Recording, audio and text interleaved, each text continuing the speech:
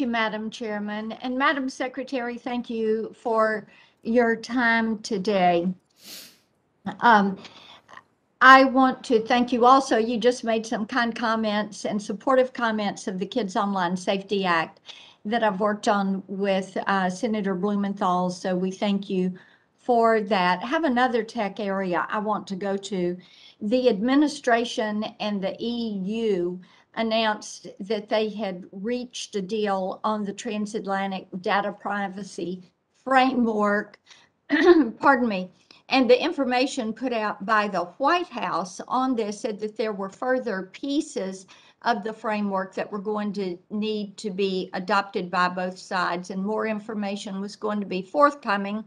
And then the EU is also moving forward with rules for data use by connected devices and services, and these rules would restrict data transfers to certain countries.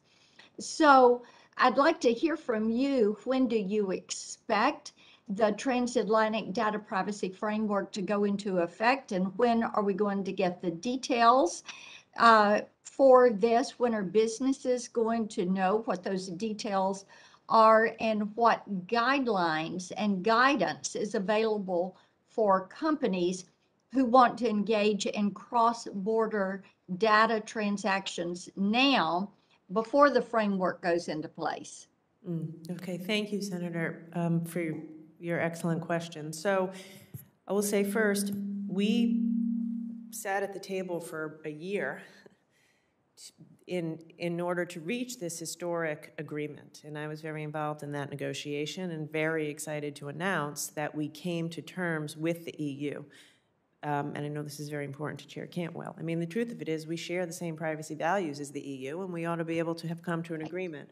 So we came to an agreement in principle, and the next step is that we will codify that in an executive order, and then we will wait for an adequacy decision from the EU.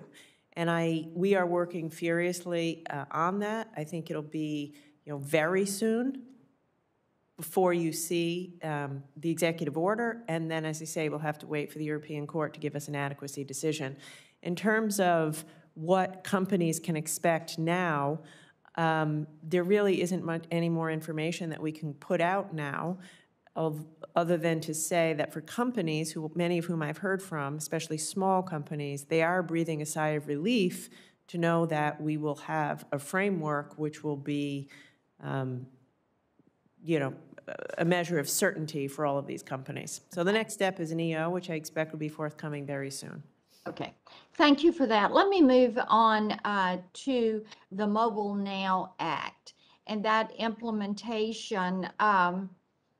You had requested in your budget $9 million for the NTIA for spectrum management, and Mobile Now has directed the NTIA to make an additional 255 megahertz of spectrum available for commercial services by 2022.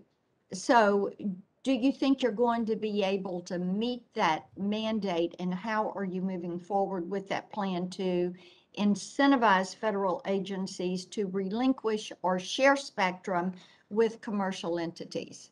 Yes, thank you for the question. Senator, I will get back to you with the exact answer as to when we think we'll be able to meet the requirement. I'll make sure my staff follows up. With respect to your other question, it relates to the discussion we had earlier. We are in the process of, what we really need is a government-wide strategy as it relates to spectrum use. And my own view is we have to be more, we in NTIA have to be more aggressive at that table, and we have to have more creative uses of, for example, spectrum sharing. So instead of taking this in a piecemeal fashion, we are endeavoring to work with the FCC to have a nationwide strategy, including, freeing up more spectrum, which propels innovation, right? Like fundamentally, the reason we need to free up more spectrum is because whether it's cloud computing, artificial intelligence, quantum, any wireless innovation requires more spectrum, and we want to be able to compete with China and every other global economy. Well, the last time I looked, the last, any type of audit on a national spectrum strategy, we had a report in 2020 and we've had nothing since. So I appreciate your bringing that up. I do have a supply chain question, Madam Chairman. I will submit that for the record. Thank you.